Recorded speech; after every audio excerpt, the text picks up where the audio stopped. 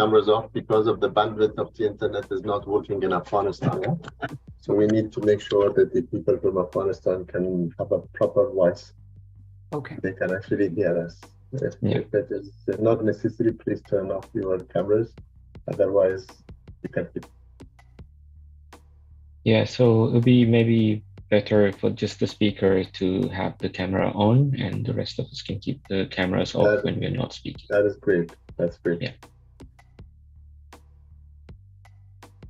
I will put spotlight when the speaker is speaking, so the other participant can follow that spotlight. So don't worry. Yeah, thank you.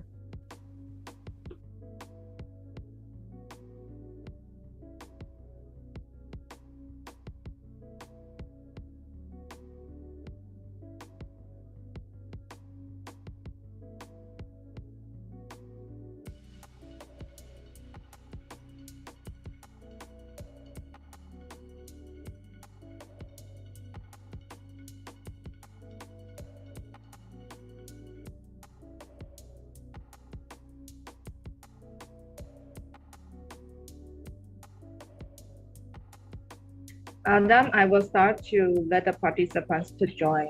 And I think you can wait for maybe another 2 minutes to start to let people settle in. Okay, sure.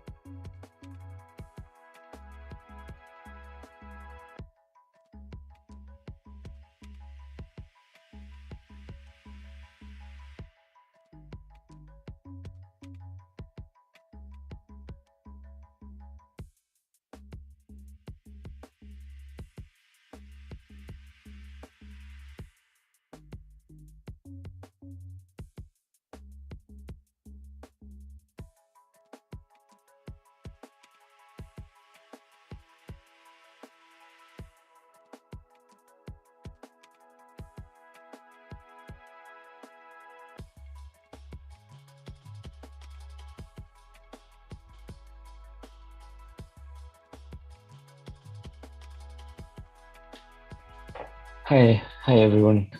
Welcome to this webinar organized by Forum Asia, Asian Forum for Human Rights and Development, Safety and Risk Mitigation Organization, FIDH, Madre, and Afghan Civil Society Forum and Afghanistan Human Rights Coordination Mechanism to commemorate the 1-year anniversary of the Taliban's takeover of Afghanistan 1 year ago yesterday. So we hope to share some reflections on the current situation and the situation of human rights in Afghanistan over the past year, and to share some reflections on ways forward from independent human rights experts as well as Afghan civil society representatives. Few housekeeping announcements first. We will be providing simultaneous interpretations available in English, Dari, and Pashto.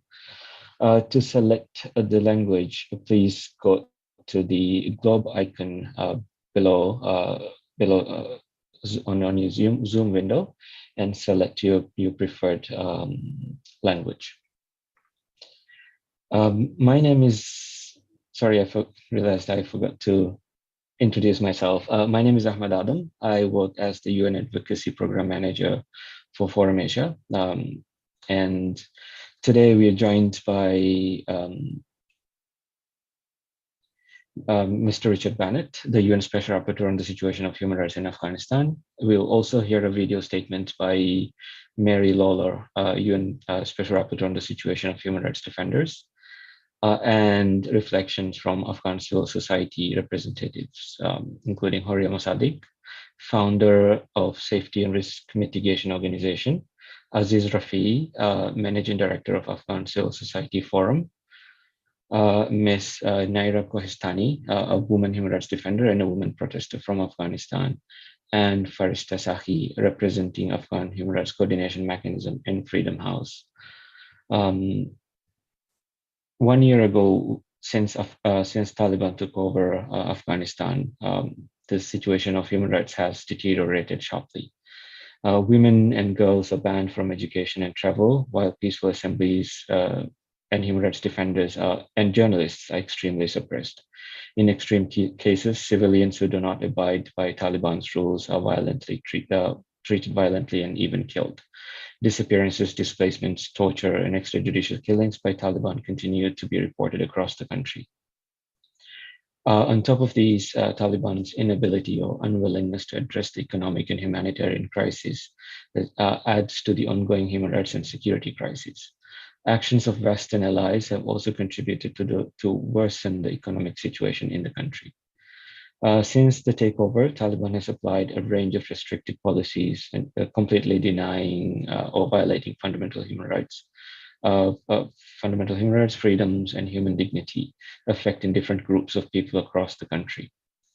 So to reflect on some of these developments over the past year, we have gathered this distinguished panel of speakers.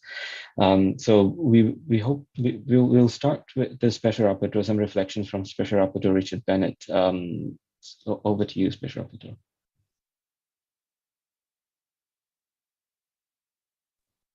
You are on mute. We still can't hear you, Richard. I think you're on mute. How about now? Yes, great. Okay. Thank you very much for your very kind introduction, Ahmed, and I'm really honored to join this panel today along with my colleague Mary Lawlor, the Special Rapporteur for Human Rights Defenders, who I understand has prepared a video statement. And very distinguished Afghan human rights defenders and friends. It's a somber day. Well, yesterday, and I think we carry over to today, is a very somber day, a sad one, to reflect on 1 year since the takeover by the Taliban. And as you've said in your introduction, a seriously deteriorated human rights situation, especially for human rights defenders and others such as journalists, members of the judiciary and so on, and particularly for women. So it's not, certainly this event is not a celebration. It's perhaps a reflection. But it's very important to mark this 1 year period. I've been fortunate enough to be invited to several events yesterday and today, but I think none are more important than an event that focuses on the situation of Afghan human rights defenders. That is because you are absolutely key to the future of Afghanistan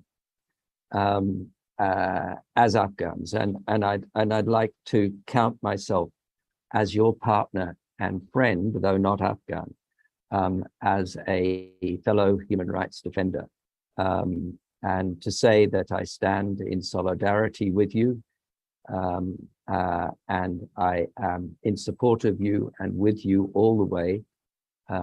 And please never hesitate to ask me for your support and specifically what you'd like to do for me. I'm speaking fairly slowly because this is in translation, and I hope that I'm going at the right pace. Do let me know if there's any issues around that. I think it's already been covered in your introduction about how space has closed for Afghan human rights defenders and civil society generally. Really, there is no space for civil society, as far as I can tell, unless civil society is delivering some kind of humanitarian services. And I know some organizations that worked on human rights have now switched because they have no choice if they're to survive to more of a service delivery mode. Just to say something about my mandate. I was appointed on the 1st of April by the Human Rights Council. I took up my post in May. I went to Afghanistan in May as well, and I visited not Kabul, of course, but also in the north. I went to Mosadiq and I went south to Kandahar. I can't say that I was able to make a full survey of the entire country. There wasn't the opportunity to do that, but I did try to visit, to get out of Kabul and to visit some other provinces and regions. And I was able to visit people, meet people from other provinces who came to meet me, whether it was in Balkh or in Kandahar. Certainly, people usually ask me this question, did I have access to the Taliban and what was my reception by the Taliban? First thing I would say is that I didn't really experience difficulty at this time. I was able to meet with Taliban officials quite high level, both in Kabul, and I met the provincial governors also in Kandahar and in Mazar. They assured me that I would have access. And moreover, they made some kind of commitment to human rights in the sense that they said that they would recognize the international human rights treaties that Afghanistan has ratified, which is actually most of them 7 out of 9. But they always have the caveat, of course, of this being that provided they are not in conflict with Islamic Sharia, and that discussion is ongoing, of course, because there are different views about what is in conflict or not. However, I think I would like to put on the record that they did give me the assurance that they recognize my mandate and they recognized the Afghanistan's international obligations to human rights. Of course, without wanting to sound too cynical, there's always a big gap between words and actions, and this is no exception, of course. And we can see that in relation to the fact that there is no space for civil society, because there is no space to express an opinion in Afghanistan that differs from the ideology of the group that currently holds power. And this impacts especially on human rights defenders, as it does on journalists, because freedom of expression, of association, assembly, and of movement has been highly restricted, including especially for women. I would also like to refer to the absence or the clamping down on freedom of information. Information is the lifeblood of civil society, especially human rights defenders and particularly journalists. If it's part of the overall accountability framework for any country, but that accountability framework, which depends not only on human rights, but the institutions that uphold human rights, including civil society, has been greatly diminished in the last 1 year. Let me tick off a few of these. The Constitution was abandoned. The Parliament was dissolved.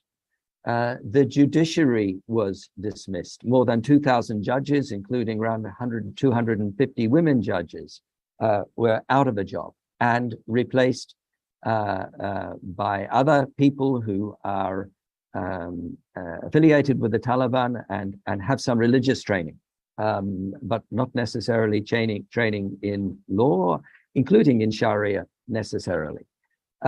So three very important oversight institutions. Add to that the abolition of the Afghanistan Independent Human Rights Commission, which I have been associated with for nearly 20 years, before I became the Special Rapporteur. Again, the dismantling of an institution, and effectively the clampdowns and the restrictions on other rights, freedom of, as I mentioned, freedoms of expression, of information, of access, of movement, association, effectively dismantle the other accountability institutions. And I know we wanted to talk about accountability, and I'm talking about accountability here, not only for individual acts that break the law, not only criminal accountability, but accountability institutions of any sort that are needed for an open society. And the opposite of an open society is a closed society, an autocracy. So that, I think, is something that we should perhaps reflect on over this 1 year and in terms of the way forward. But I don't want to in any way diminish the issue of accountability for individual acts, individual crimes, individual violations or abuses of human rights. And in that respect, it is a long road, but it's an absolutely necessary road. And my mandate has a duty to, as it says, to receive, seek, receive, examine, and act on human rights information or violations from any sources. I'm also mandated to report on the human rights situation to the Human Rights Council and to make recommendations for improvements. So it's very important that that all of us as human rights defenders continue to document to the best of our ability. And it's extremely challenging environment to do that because of the difficulties of accessing information.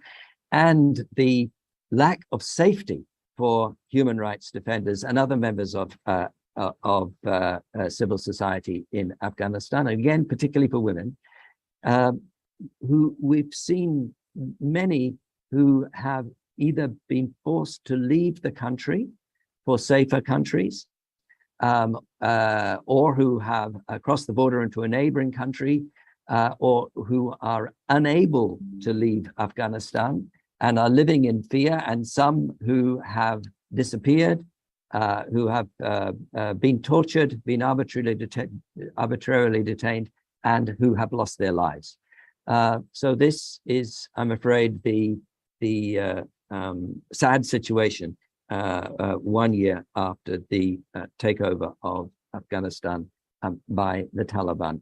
It's key to develop, to keep the light shining, to keep the Afghan human rights movement working, to keep it alive.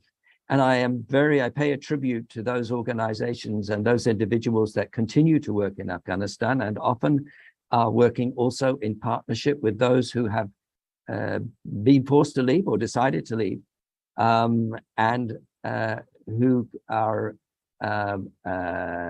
continuing to monitor the situation, to document, provide reports, to report on it. And I am looking forward to continuing to cooperate with you.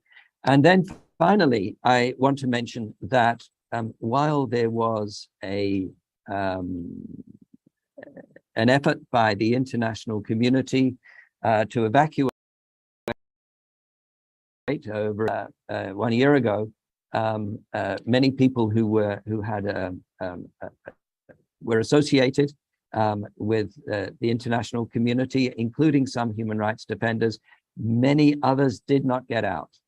And over this 1 year, there have been efforts by a lot of people to bring others to safety. So this is continuing. There are still many human rights defenders and other members of civil society at risk in Afghanistan.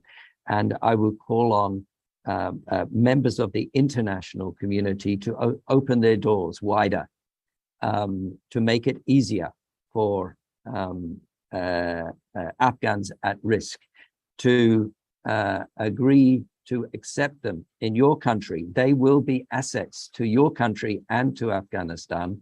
And also, once they're there, if they want to continue to work on human rights in Afghanistan, to make the process of supporting and resourcing and registering them as accessible and easy as possible. So finally, I'll wrap up by saying that it's a huge challenge ahead. I'm afraid I don't have too many positives to offer, except my faith in you, my faith in Afghans who are struggling for human rights, because you will not give up. You keep the light shining. And I see every day, not least 2 days ago, Afghan women protesting, not only for their rights, they were protesting for all Afghan human rights in Afghanistan, in the face of tremendous violence and potential violence that comes their way. So I pay tribute to their courage and their determination, and to the courage and skills and determination of all of you. Thank you.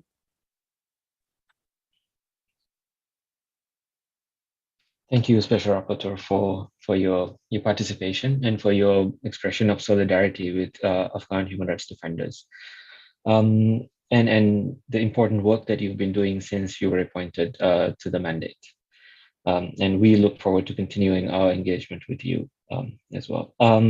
And now we will turn to the Special Rapporteur on the situation of human rights defenders, who is unfortunately not able to join us in person, but has very kindly sent a video statement. We will now play the video.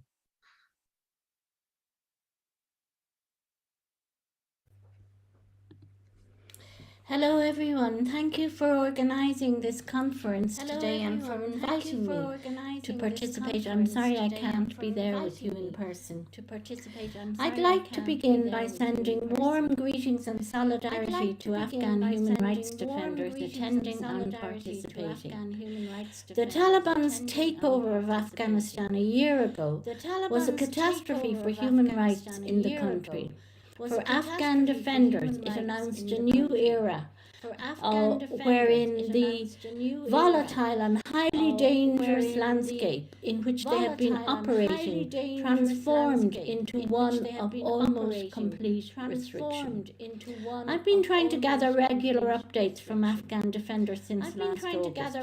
Much of what they have told me has been harrowing. Many of them have been forced to flee the country for fear of retaliation or following direct attacks.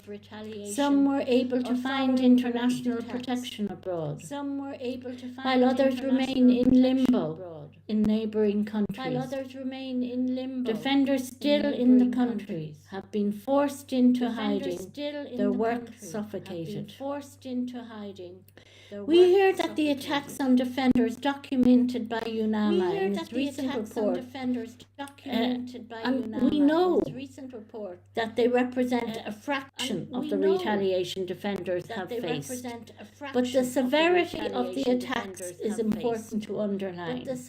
Killings, torture, incommunicado detention, and arbitrary arrest. These have been the stories that I have been hearing. From the reporting of Afghan civil society, we know that the threats have been extremely widespread, as well as physical attacks and intimidation, and all of this has been carried out in the broader context of life under the Taliban, with its extreme oppression of women and persecution of minorities, while the situation has been compounded by intersecting humanitarian crisis. Reflecting on all this isn't easy, and it isn't easy to imagine a way forward. What is clear, however, is that solidarity is going to be part of the path. Afghan defenders, both inside and outside the country, are going to need allies as they attempt to hold the de facto authority to their obligations under international human rights law. They are going to need support to document violations and preserve the possibility of justice and accountability in the future. Solidarity in this sense has to continue to mean action, and I'd like to use this opportunity today to call on all states to do the same, beginning by listening to Afghan defenders to themselves. It is them for me who are the real hope that the current situation will change. Thank you very much. Thank you very much. Thank you. And now we will hear from civil society representatives from Afghanistan. First, I would like to invite Horia Mosadiq, founder of Safety and Risk Mitigation Organization, to also share some of the key findings of the SRMO's assessment on the overall human rights and civic space in Afghanistan over the past 1 year since the Taliban takeover. Horia. Thank you very much, Adam. First of all, I would like to thank Forum Asia for initiating this event in partnership with Afghanistan Civil Society Forum, Afghanistan Human Rights Coordination Mechanism, MADER, FIDH, and SRMO to mark 1 year under the Taliban. On the occasion of the first year of the Taliban governance following recapturing power in August 2021, Safety and Risk Mitigation Organization is assessing the state of human rights and civic space under the de facto government of the Taliban. This evaluation is made considering the human rights obligations of Afghanistan under the international human rights law and standards. Following the Taliban takeover of the power after capturing Kabul on 15 August 2021, Afghans, especially women, faced a serious setback to their rights and fundamental freedoms, while civic space has been completely shut, as it was mentioned by other fellow speakers, both Richard and Mary Lawlor. The general human rights situation is, according to our assessment, it has significantly deteriorated, and our assessment shows that significant repressed and most of the fundamental rights of Afghans were suppressed along with systematic abuse. Taliban took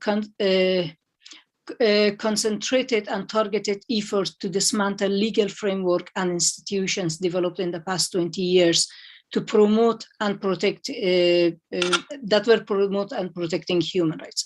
According to our assessment, following regular monitoring, including through our Insight Network in Afghanistan, the past year was marked by serious deterioration of human rights as Taliban were alleged of carrying out summary executions, arbitrary detention, targeted violence against former security officials, prosecutors, human rights defenders, journalists, and activists. These abuses were conducted without any accountability, despite promises made by the Taliban during the peace negotiations to maintain women's rights to work and education. Taliban have issued decrees severely restricting the freedom of movement, barred girls from attending secondary education, excluding them from the governance, and effectively barred women from public life and participation. Women protesting these misogynistic policies and human rights violations have been further abused through being abducted, beaten, detained, and tortured. Our assessment also shows that systematic summary executions and systematic abuse is happening, particularly against hundreds of former members of police and other security forces, as well as other affiliated with the former government in Afghanistan since Taliban took power. And despite the announcement of a general amnesty, dozens of judges, prosecutors, media workers, civil society activists, and human rights defenders have also been killed, apparently in connection to their work during the former regime. Killing of civilians have been also reported, in particular in Panjshir province, in Androb district of Baghlan, and also in Balkhab district of Saripol.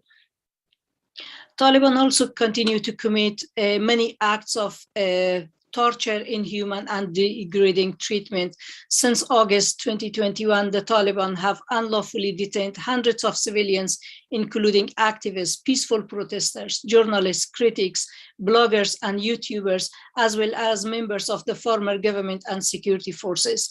According to some reports, around more than 1,200 people, including 188 women, have been, since Taliban took over, have been arrested by the Taliban.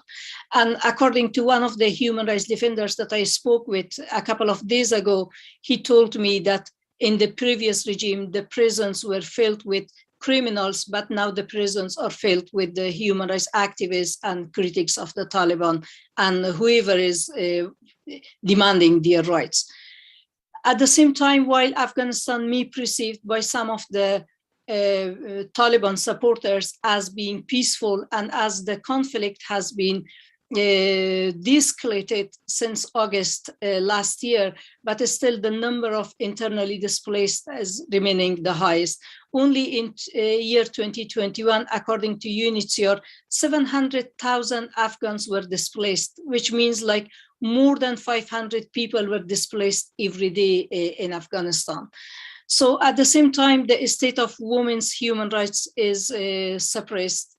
Their rights to employment, rights to education have been denied, limited freedom of movement, enforced clothing restrictions, denied sports, and limited access to healthcare.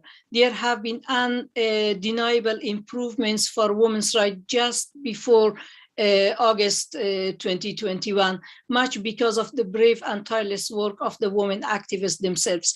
But the Taliban de facto authorities have taken a variety of repressive measures to ban almost entirely women's civic and political rights and the participation of women in public life and affairs. The space for women have completely shut following decrees limiting women's ability to work, women and girls' access to education, and limiting their freedom of movement.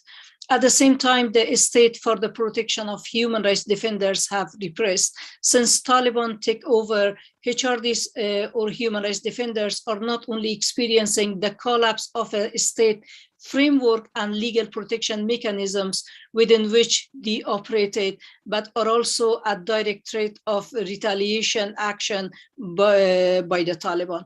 Over the course of 1 year since August 15, 2021, SRMO has documented at least 13 targeted killings of activists, media workers, and their family members. And 4 of the targeted killings were women human rights defenders engaged in demonstrations against the Taliban.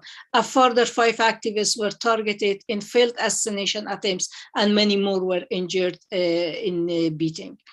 Relatives of the victims and local civil society networks accused the Taliban of being responsible for at least 3 targeted killings of civil society activists since August 15. 9 other fatal attacks on activists and media workers were carried out by unknown gunmen. Given the Taliban's almost total territorial control, it's likely that the group's soldiers were responsible for some of, if not all of these attacks. At least 110 human rights activists, journalists, and civil society members, including peaceful protesters, were arrested and detained unlawfully by the Taliban. I would like to end my presentation here, and if there is any question, I will be at your disposal. Thank you. Thank you, Horia. We would also like to take questions from the audience and participants, so please feel free to add your question using the Q&A function on Zoom. And now I would like to invite Aziz Rafiee, Managing Director of Afghan Civil Society Forum, to share his assessment and also to share some of the findings of the Afghan Civil Society Forum's new research on the situation of Afghan human rights defenders and women human rights defenders. Aziz? Thank you very much, Adam. I really appreciate the Forum issue for facilitating this process. So I would like to thank the Special Representative and also Marie Lula for the presentation that they have done, and also Horia for the very detailed presentation that she did with the information about the situation and the numbers and figures.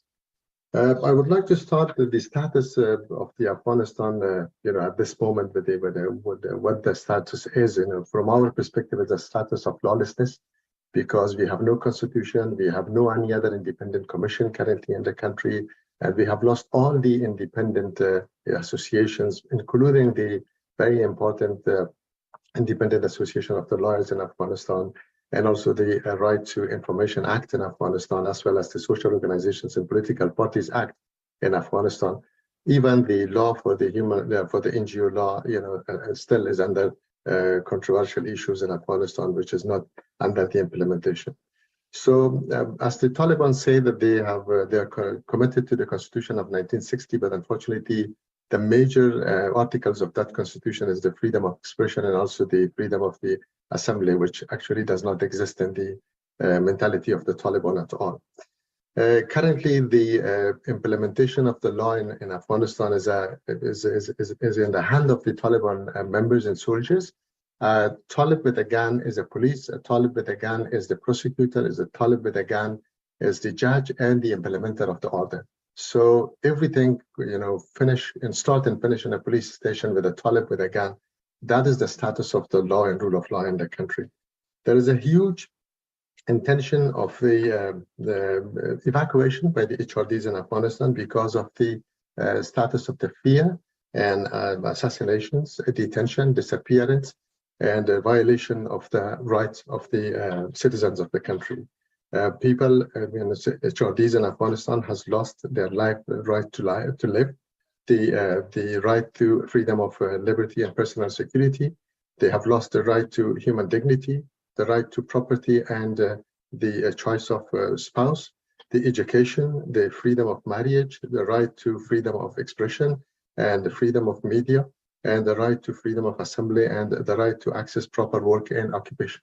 So these are the important rights that we have lost, which means the total, the inclusive civic and political rights, as well as the social and political rights, as well as the social, political and cultural and also economic rights. This means that the Taliban has completely closed the civic space for the Tichartis and for the citizens of the country.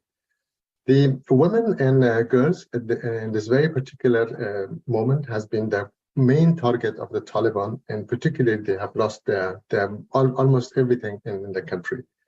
In fact, the Taliban are not responsible to the citizens of the country and not responsible to the international community because they have not joined any of the treaties and the conventions and the international conventions that Afghanistan has been part of that or a signatory for them. The Taliban, beside that, in the past 1 year, the vulnerability of the marginalized groups, including the Hindus, the Sikhs, the Hazaras, and the Shias, and also the Tajik minorities in some of the areas have been very badly violated, and they have been very badly suppressed and depressed in Afghanistan, and they have been attacked. Genocides has taken place, actually, in majority of them. Forced displacement have been taken place inside the country, and people have lost their properties, their houses, and they have been moved or forcibly moved from their houses in Panjshir province, in the Balkhab province, in the Andrab province, and also in the Naumish districts of the Helmand.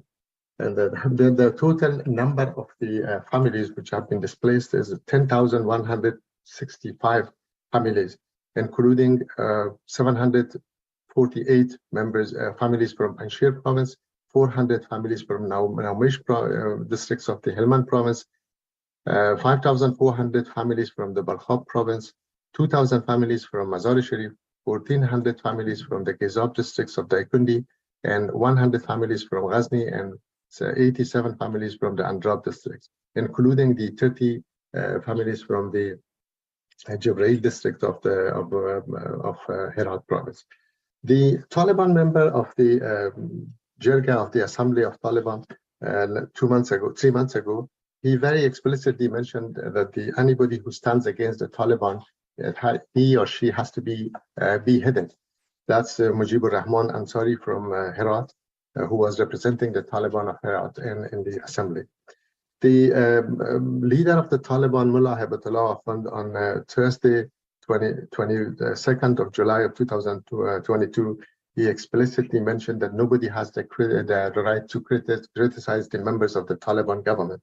If somebody criticizes them, they will be published, or he or she will be published. The Taliban have also been able to suppress at least 7 peaceful demonstrations of women protesters in the provinces of Kabul, Herat, Takhar, Mazar-e-Sharif, and Bamiyan. They have also actually used guns to harm people and also to disappear people. Out of 547 media outlets before the collapse of the country, unfortunately, we have only 200 of them available, but they are all only working under the Taliban direction. There is no freedom of expression with them. There were more than 11,000 people at the media working. Now, the total number of people working is not more than 2,000. At least 2,700 women have lost their jobs in the media.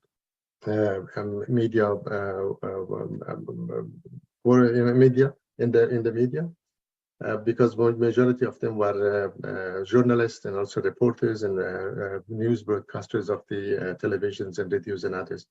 The UNDP is mentioning the 700,000 people losing their jobs in the country, and that's a disastrous number.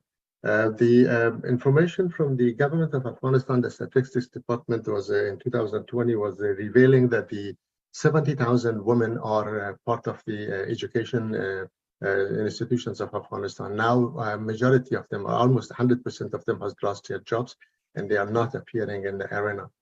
The 2,500 professors of the universities, different universities in all the country, have been dismissed by the Taliban, and at least more than 200 people from the health sector have been dismissed by the Taliban, and they have been replaced with the mullahs. More than 252 women judges have been completely dismissed from their positions, and 437 women prosecutors have lost their jobs in the country. So this is the overall situation. Over the 70,000 teachers have also lost their jobs in the country. There were more than 6,000 lawyers at the Afghanistan Independent Bar Associations, where only 2,200 of them are now in the country, and the Taliban has banned their work. They have the permission to work after they pass the religious exam of the Taliban, which is rarely happening to the people because that's not a part of their professional work. So the status, the overall status is very, very suppressing. There have been 17 attacks, or major attacks in the country by the suiciders and the explosions in Afghanistan, where caused a huge number of casualties in the country. The economic situation of the people is getting very bad.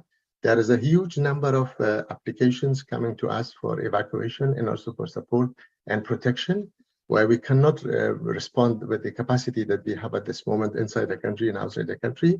A huge number of each of these are gathered in neighboring provinces of Iran and Pakistan, where they have no opportunity to job and they have very bad economic situation and condition.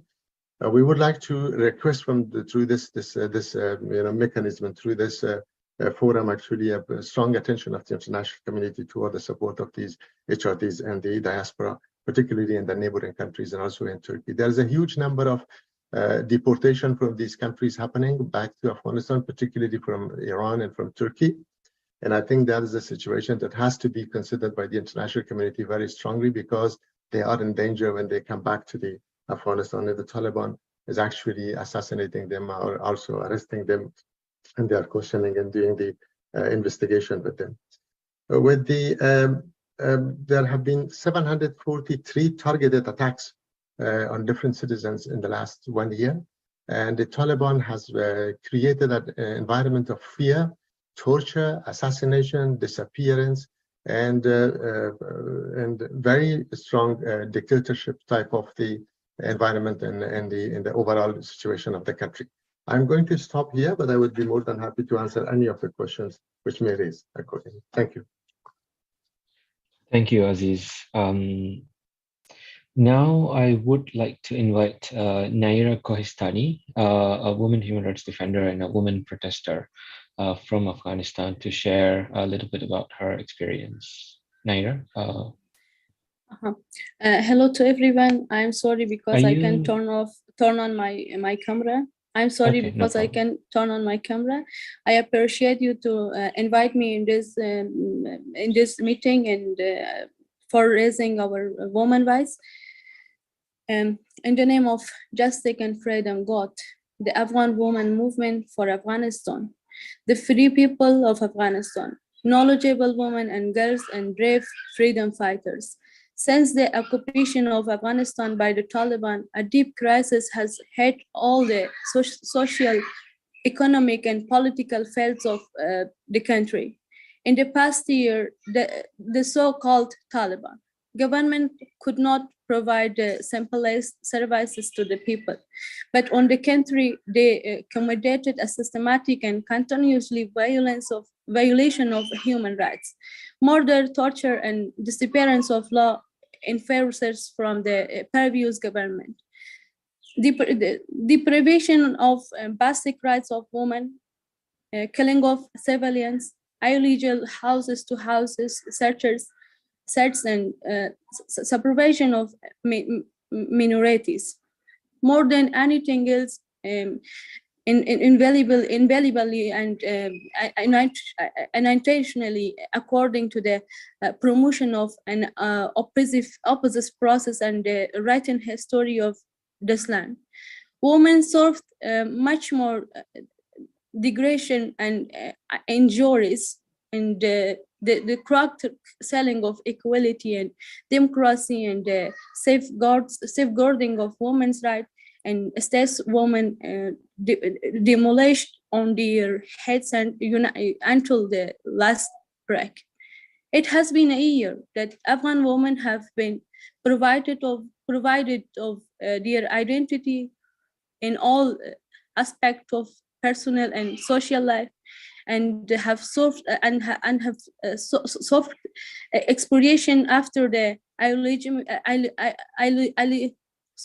illegitimate ruling of Taliban, and in many cases irreparable costs. However, women haven't remains silent and have stamped on the ground fight for their rights and to protest against their unknown and opposite present and future under the omnibus of Taliban. All these violence and struggles, according to the silence of the human rights defenders and the rest of the world, which did not have much effect on the act of the Taliban. Rather, it cased the group to treat women and girls with more brutality and hating physically and mental torture of women has been summarized only in catchy news headlines. It is isolating and humiliating for women to touch and forced to make false and forced confessions against their refugee struggles and demands by the Taliban. Even after the imprisonment, the personal situation and family life, as well as a state of mentally of these women and not profitable of attractive for any media or human rights organization. After a few headlines and bit of media have women who faced a savage army empty-handed of misogyny and ignorance expire to the world and don't appear to be important anymore. But we women still stand by the promise we made and will not hesitate to make any efforts to achieve our human, social, and Islamic rights and position. Organization defending human rights and women's rights, institutions and countries involved in the affairs of Afghanistan and the whole world. Separately request that they pay attention to the provision of women's rights in Afghanistan and stop being silent and interacting with the Taliban. I want to say something about myself because I'm a protest woman of Afghanistan. I was at jail. They put me on the person and they torch me. They torch my children. There was my little daughter that she is just 3 years old with me and they torch my children. Now, this is my question from the world. Now, there is 365 days that our school doors are closed. Our women they're not allowed to go to their job. We are not allowed to be active on the society. They're trying to ignore us. They're trying to ignore the women of Afghanistan, but the world keeps silent. You know, it is a big humanitarian tragedy in Afghanistan, but no one can pay attention in this situation of Afghanistan. If we say something about Ukraine wars and Afghanistan war, there is too much difference. I don't know why. The blood of Afghan people is also red. It is not black or it is not white that people of the world can see it. Now I wish the world can stop Taliban and stand with the women of Afghanistan, the women and the freedom fighters of Afghanistan, and ban the Taliban and stop the Taliban. It is all over people of Afghanistan wish. It is just our wish. We don't need the word money. We don't need the word food. Just leave us in this situation. I wish that one day this situation make my people awake and they can stand and fight for their freedom, for their right, for their humanitarian rights. I'm so sorry that I think I take a lot of time. Thank you for your hearing. Thank you. Thank you, Nayera, for joining us and sharing your story. Last but not least, we will turn to Farishta Sakhi, who's representing Afghan Human Rights Coordination Mechanism and Freedom House, to share a little bit about the situation from their perspectives. Farishta. Thank you very much. Good morning, good afternoon. Thank you all for joining us today. SRMO, thank you very much, and Forum Asia for co-organizing this very important and timely event. And thank you, Ahmed, for the introduction. It's a really great honor to speak in a panel with committed members of human rights community. Mary Lawlor, Richard Bennett, and my colleagues Horia John, Rafiee, and very brave Nayera John. It is heartbreaking to listen to all the sufferings you have gone through by standing and speaking loud on behalf of many Afghan women. Thank you for all your commitment and untiring work during the course of this year to keep the voices of Afghan human rights community alive.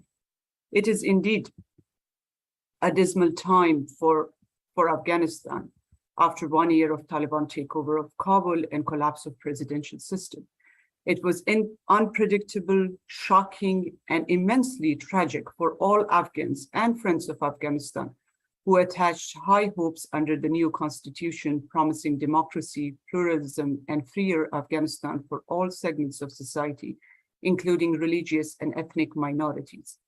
Taliban took over was a sharp reversal to all gains and achievements made by all democracy promoters, civil society leaders, human rights defenders, and women leaders. The chaotic scene of Kabul airport was a clear indication that people do not trust Taliban hollow promises. And in the last 1 year, Taliban have shown that their actions do not match their rhetoric.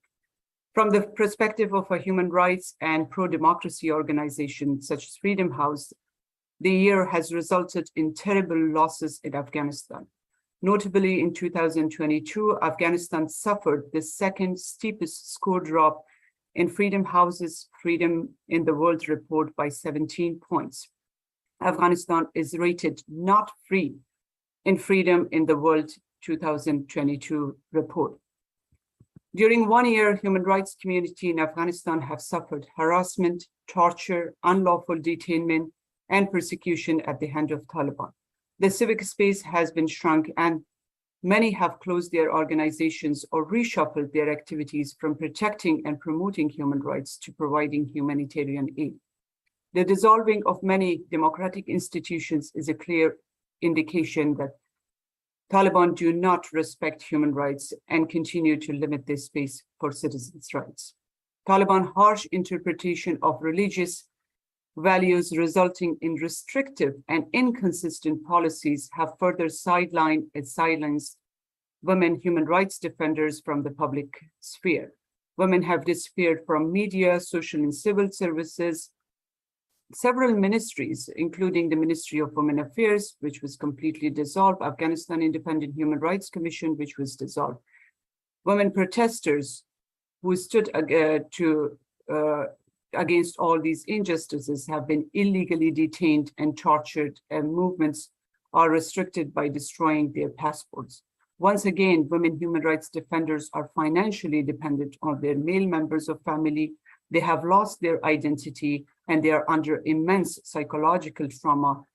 And many are hiding and to protect them and their families, both inside Afghanistan and in the neighboring states. Women lawyers and judges have been harassed and are forced to stay in hiding.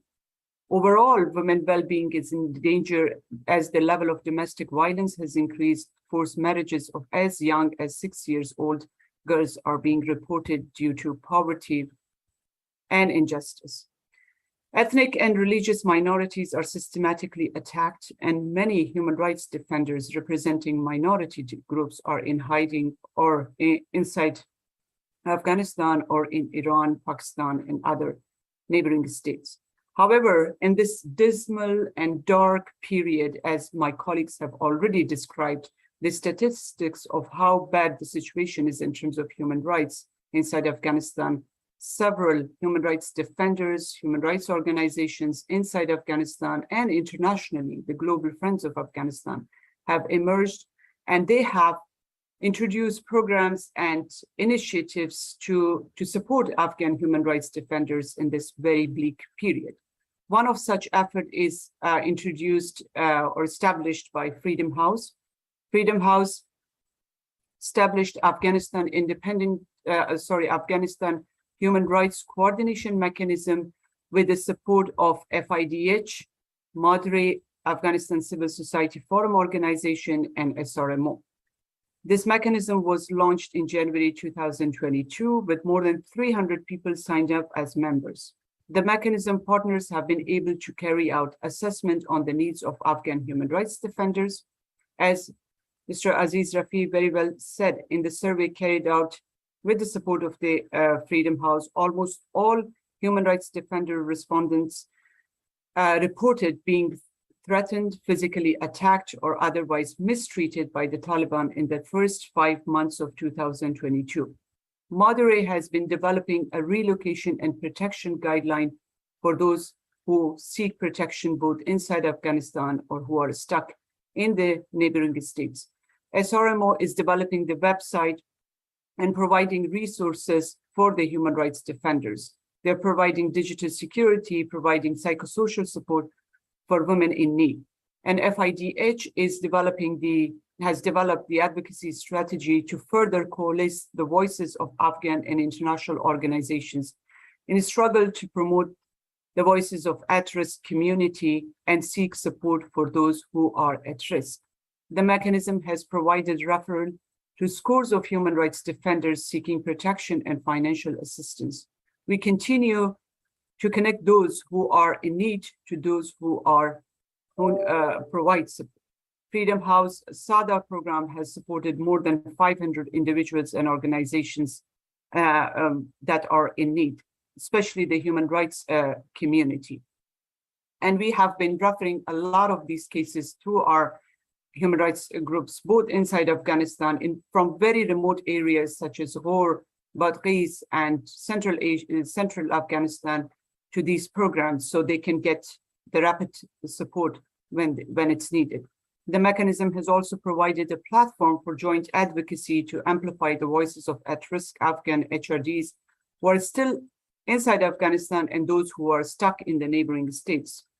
Through the information sharing sessions, human rights defenders have raised concerns from UN Human Rights Chief Service, from UNHCR representative, IOM, and US and EU special envoys, and we have tried to bring face-to-face in the online format the key decision makers with the Afghan human rights community from very remote areas inside Afghanistan and from the neighboring states.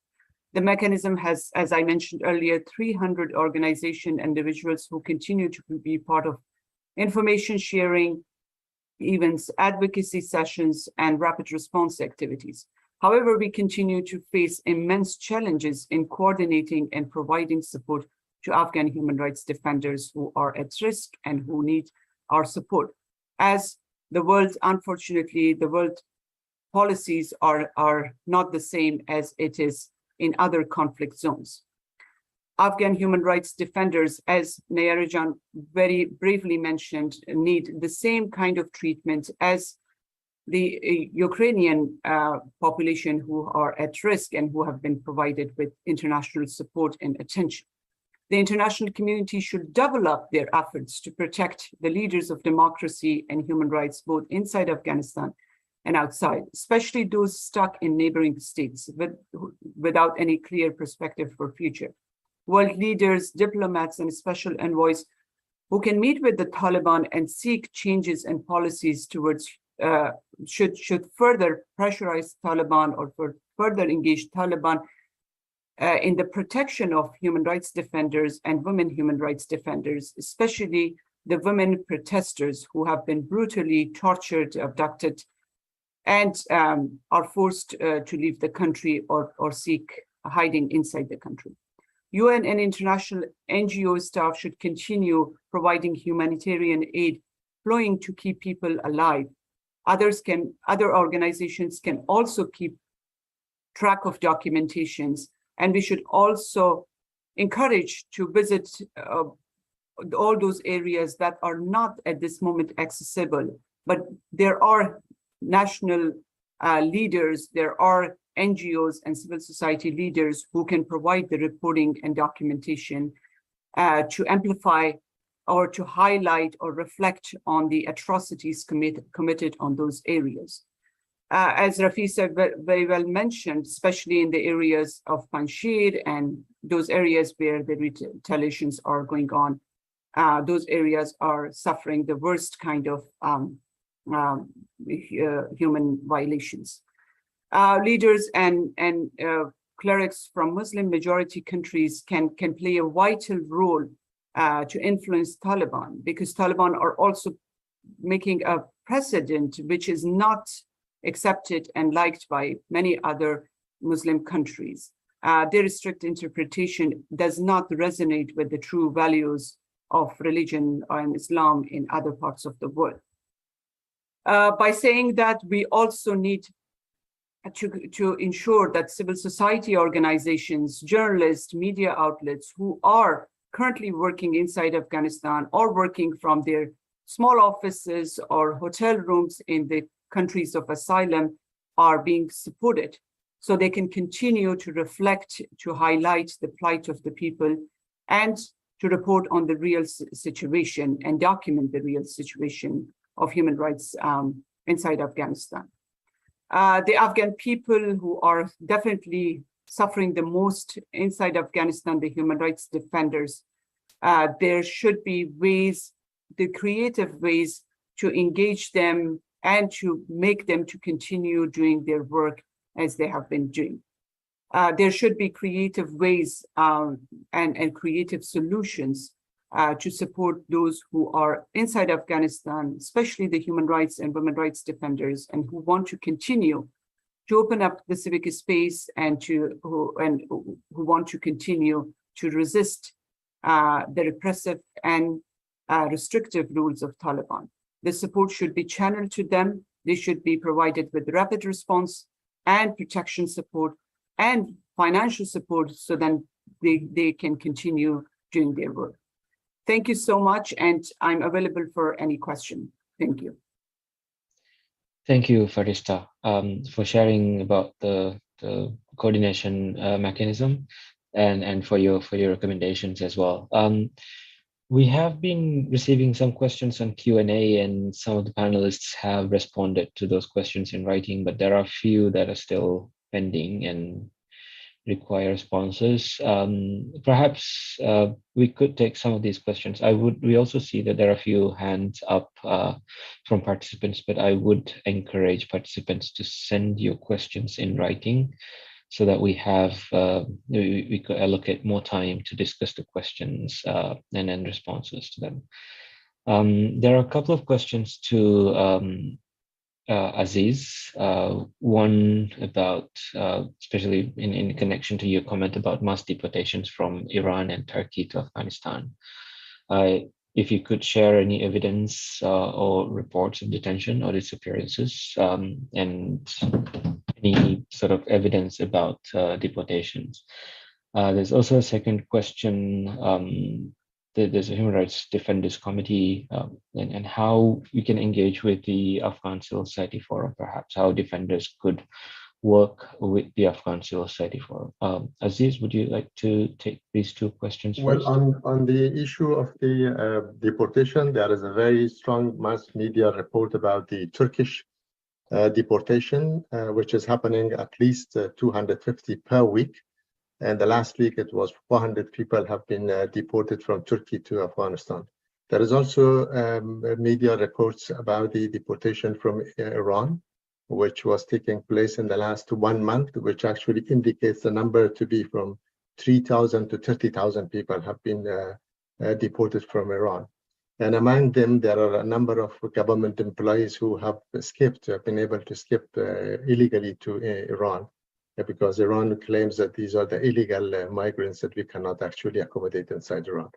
Our concern is when people come to the border, to the terminal of the airport in Kabul and also in Mazar-e Sharif, where the Turkish flights are landing, the Taliban are asking people's identity. And because there is a database of information with the Taliban at this moment from the ex-soldiers and from the government employees in the past, they can actually very quickly being recognized by the Taliban. And we have reports of the detentions in the airport of Kabul as well. On the deportation from the border of Islam Qala, the 47 mil, they call it in Farah, there is another border, and also in Zaranj. I think there is a long list of reports. If somebody wants like to actually, if the Mr. Jalal Rashidi would like to see it from the mass media, they can actually go to the Facebook of the people who are reporting on that. And also pictures have been also published in the social media about this deportation. Of course, we do not have any official records of this because neither the government of Afghanistan accepting this and not the Taliban accepting, not the government of Iran is actually reporting about it, because it is happening very illegally in the borders.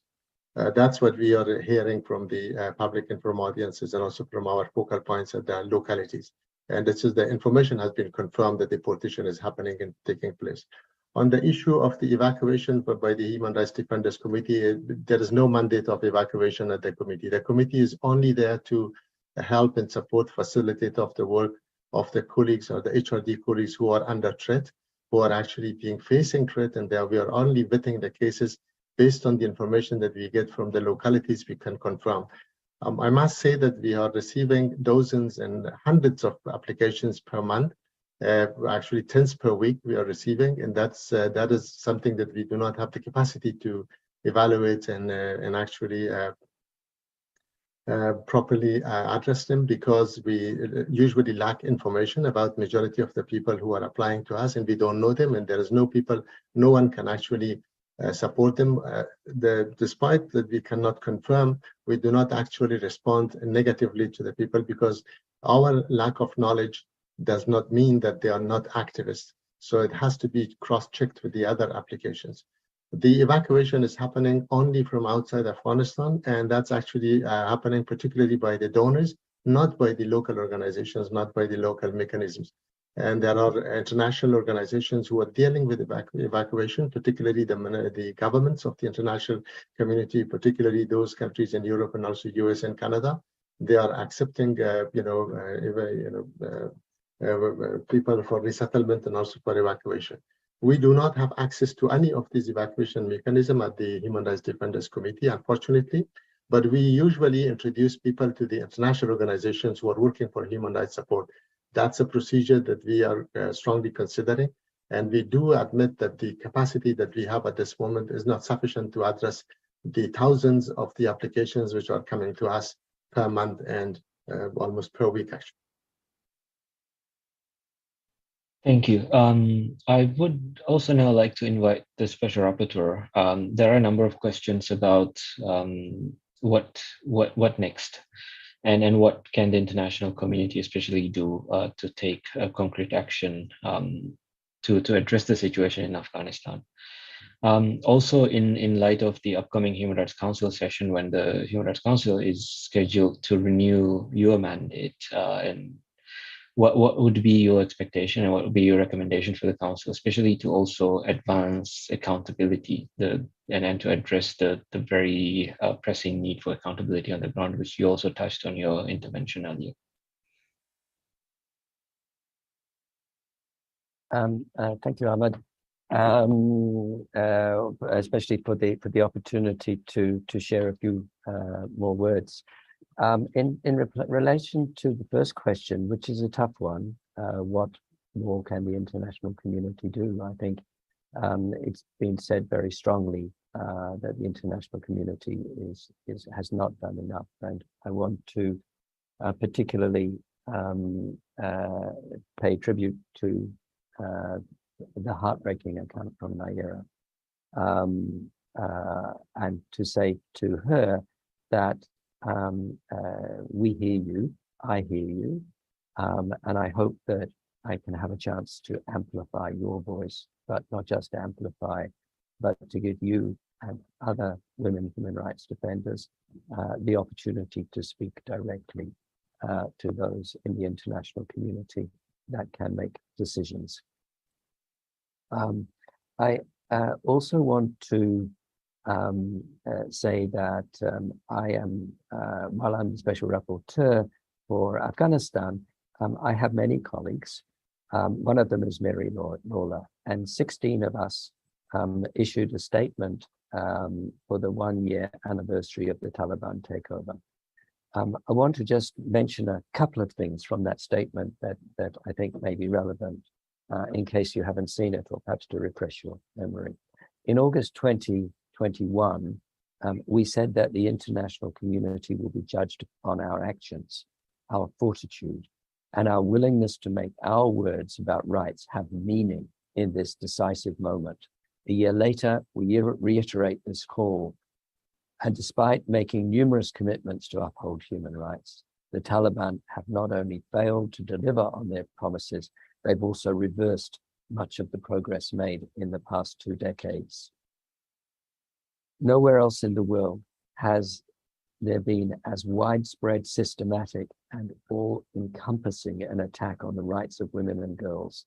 Every aspect of their lives is being restricted under the guise of morality and through the instrumentalization of religion. Discrimination and violence cannot be justified on any grounds. We also talk about how press freedom has been suppressed, access to information curtailed, and journalists, human rights defenders, and civil society activists have either left the country or quit their activities altogether. We make some recommendations to the Taliban, and we make some to the international community. To the Taliban, we call on them to immediately open all secondary schools for girls, access to quality education, as well as lifting restrictions on women's mobility, attire, employment, and political participation, and cease all acts of violence against women. They should respect, we call on them to respect the general amnesty and immediately stop all reprisals against members of the former government's security forces, other officials, and civil society, especially human rights defenders, including women, and to allow free, unhindered access for human rights monitors and actors throughout the country, including to sensitive locations such as places of detention, and immediately reinstate the Afghan Independent Human Rights Commission, the Bar Association, and allow them to freely operate. And to the international community, we call on them to support the ongoing initiatives of Afghan women leaders and thinkers, as well as civil society groups, to design and implement a strategy to promote the rights of women and girls, and indeed all civil society, with clear benchmarks and expectations. The second question, and I'm sorry I'm speaking probably too long, was about the upcoming Human Rights Council meeting. There will be two interactive dialogues actually on September 12th. The first one will be a dialogue about the report that I will send to the council and update orally. And the second will be what is being called an enhanced interactive dialogue on the situation of Afghan women. And that will be an opportunity, again, as was the case to the previous council meeting, for Afghan women to speak directly to the member states. There are 57 members, country members of the Human Rights Council, but nearly all the other countries attend those meetings, even if they're not Human Rights Council members. So that opportunity is being provided and largely organized by my office.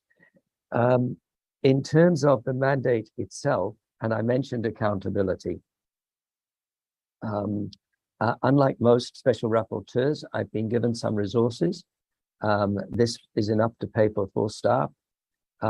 However, they're not enough.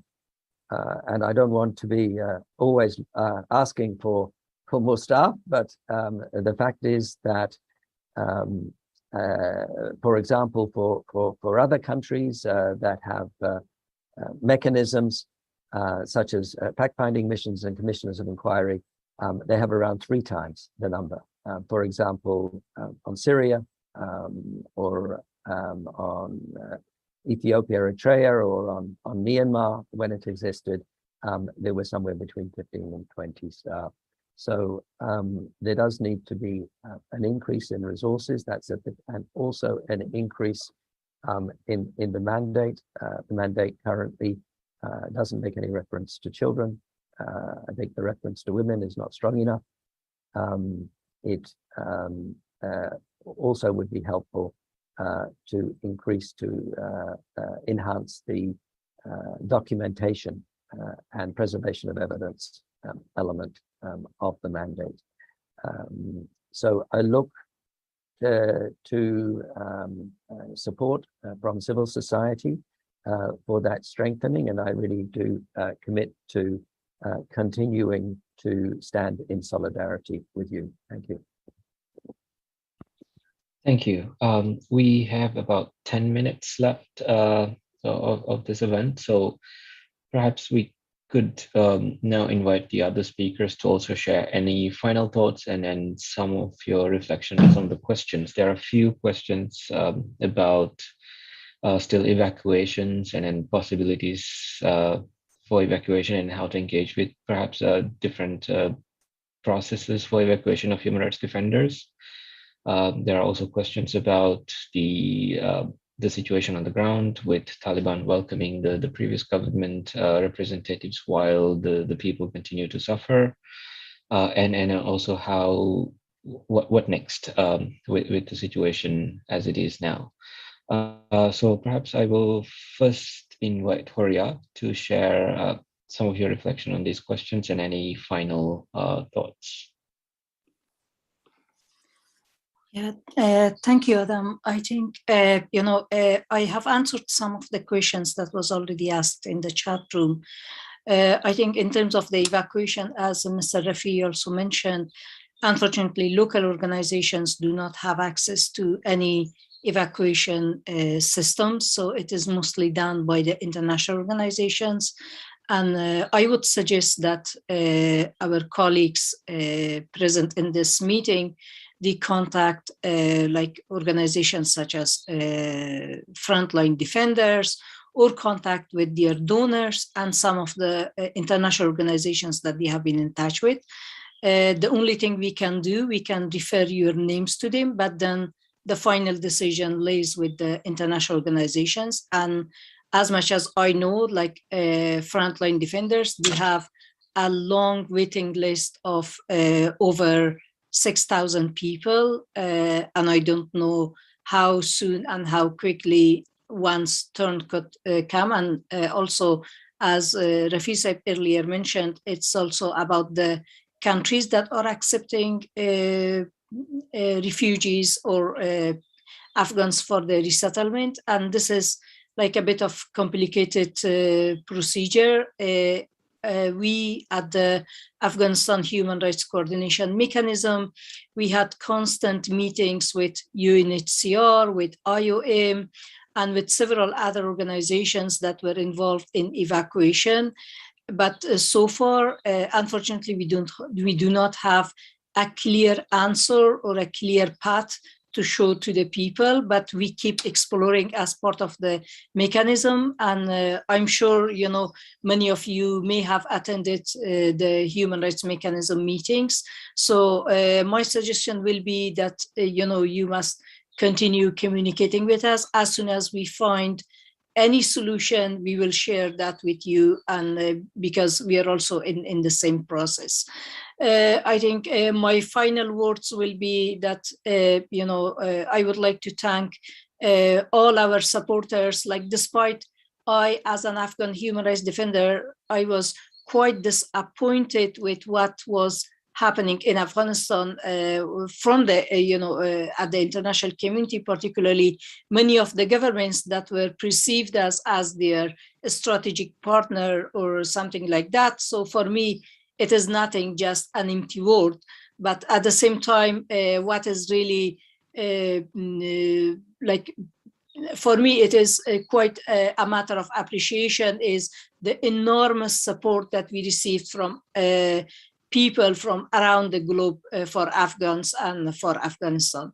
So I want to thank again our colleagues, and yeah, I think this is what I can really say. Thank you, Horia. And I understand the Special Rapporteur has to leave. So thank you very much for your joining and your participation and for sharing your thoughts. Thank you. Thank you very much, everyone. Thank you. Aziz, any final thoughts? Well, on the issue, as very rightly mentioned by Horia John about the issue of the evacuation, we do not have any access or any facility for evacuation, and particularly the local organization, they do not have access to these facilities. The only thing that we can do is to ratify the cases and also vet the cases if there is any question, and we can have the capacity to do that because majority of the new applications that we are receiving, we do not confirm them because we do not know them. And the problem is that the applications are getting very high, and we are receiving so many applications from different people that we have never heard of them in the past. And they're claiming that they are in danger. We cannot say that they are not in danger, but we cannot also ratify them. Unfortunately, this is a very important issue that we cannot ratify. For information of our colleagues who are the participants, please note that if you have worked with any of the international organizations, please apply through that organization. They have to support you and they have to provide you protection and support. Because if your life is in danger because of the work that you have done with an international organization, you deserve to be protected. So please do apply directly to those organizations if you have any issue of security or if you are concerned about you.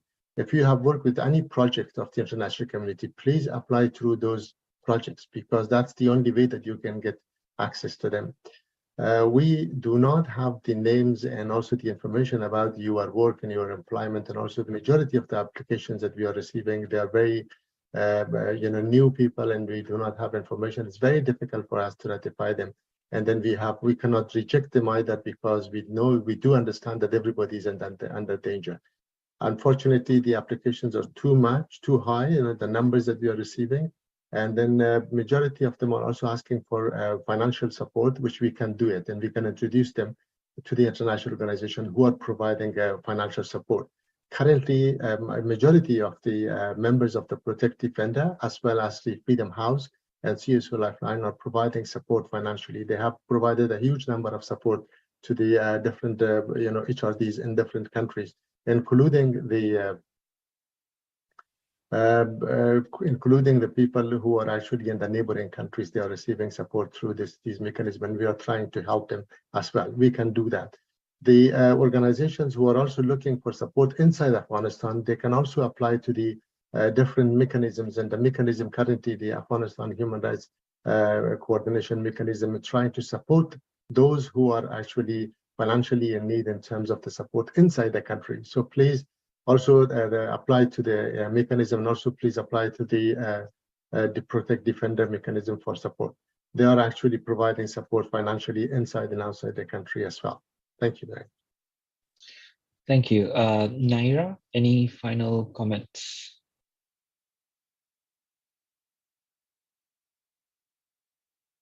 Yeah. Thank you again. I want to say something about protester women of Afghanistan. They are really in risk, in a dangerous risk. All the times they are searching by Taliban, they are following by Taliban. In past days, we had a protest in Islamabad of Pakistan, in Afghanistan. All the peoples that they were attended on the protest, they were following by the Taliban. I know some of my friends like Monesa Mubarak, Julia Percy, and Laila Basim, and lots of my friends that they are following by the Taliban. Those people that they are staying in Islamabad, they don't feel safe. And they receive lots of calls and messages from the Taliban. Also, those people that they are in Afghanistan, they are leaving their houses, their their families, and they are escaping from their location, and they are all the time they are trying to change their location. I don't know why the board is silent. And what will happen in the future with peoples of Afghanistan, especially with women of Afghanistan? When I arrested by the Taliban, I asked from them that why you were arrest me, and what's wrong with me? And I am just a woman that I am fighting for my rights, for my people's rights. In these days, no one can go to job. The girls can go to schools, and the women can lost their humanity. And all the time there is a fight between public people of Afghanistan and with Taliban, and there is a big genocide, and no one can pay attention on that. Why you are doing some policies just for women, and you pay attention just for women, that how they can wear clothes, and how they can go out of the houses, and they say me that you are those people that you are standing in front of Islam and in front of Taliban, and you don't allow the world and the countries that can recognize us. There is one question: if one of the world of the country of the world recognize the Taliban, there will be a bad government like government of Iran, and all the days that you will see that they will kill peoples, they will adorn peoples, and they will put the peoples on the jail for many years, and no one can raise their voice. One can raise their voice. In these days, there is a chance for my people, especially for women, for journalists, for human rights, for activists, and for school daughters of the schools. They can raise their voice because ethers of the world is on the Taliban, and they can do anything. They just can do something hardly that can showed on the medias, but it is our job to raise our voice, to stand against Taliban, and push the people to stand and fight for their rights and call for their rights. And no one can bring peace in our country in order that we keep our silence, and we just watch the situation. And there is a fact. There's a real fact of Afghanistan people in this situation. All the people of Afghanistan are in the jail. All the people of Afghanistan are the jail of the Taliban. And in this situation, they can't raise their voice. In the media of the world, there is something different. The people of the world are just saying that Taliban are changed, and there is no fight, there is no war. My question is this: that with who they can fight? There was just one group of terrorists that in 20 years they kill us in our office, and they kill us in the schools, they kill us in the universities, they kill us on the hospitals, they kill us on the streets, and now they are on the government. They are the leaders of the government. With who we can fight? There is another group of the terrorist group in Afghanistan by the name of Daesh. Daesh is also from their people. Daesh is also their brothers, and they are working together. They're sharing their planning together. There is a big question also: why the world find Ayman al-Zawahiri in Kabul, in capital of Afghanistan, in the political location of Afghanistan, in the Sherpur, and no one can save a leader of a terrorist group by don't allow that in order that the government don't allow them. It means that Taliban was in the back of that plan, and that he was their guest, and they saved him on the Kabul. But I don't see any changes in the world, any changes in the idea of the world, any changes on the leaders of the world. They're just keeping their silent. But if the situation continue like this, I don't afraid of Taliban. I don't afraid of anything in Afghanistan. I was in their person. I was on their jail, and I was trashed, and I can face again with them. And I put my life on my people, on my freedom of my people, and this is just the things that I can put it on my country freedom. But because of that, I don't know, and I am not worried about, and I am not afraid of anyone and anything in Afghanistan, because it is my responsibility and it is my job to raise our voice and to fight for my country independence. Yesterday, they had lots of parties from they celebrate their coming on Afghanistan. In this hand, all the night, I just cried. All the friends that I know, they just cried. I know lots of the lots of the students, girls' school students, that they were on the home and they are not allowed to go to school, and we are trying to teach them on the online with them, and you're trying to keep them silent, and they are trying to motivate them to continue learning knowledge and learning education, and they just crying all the night. I can't sleep on the nights. This is 1 year on the nights I can't sleep. One moment I can be free from thinking about my people, about the situation, about future of Afghanistan, about future of Afghanistan women in 1 minute, in just 1 minute. But there is no attention to us. The world is keeping silent. The world don't use any policy. This is 1 year, 365 days that there is war and there is bad situation in Afghanistan. But no one can say ban Taliban, stop Taliban. Thank you again. Thank you very much. Thank you for your very, very powerful intervention. We are past time, but I would like to give the floor to Farishta for any final words. Yes, I'll be just very, very quick. I think after listening to what Nayera Jan is saying, I think we all share the same pain. I was also talking with Rafiee said, we mourned yesterday. We are still in the mourning phase.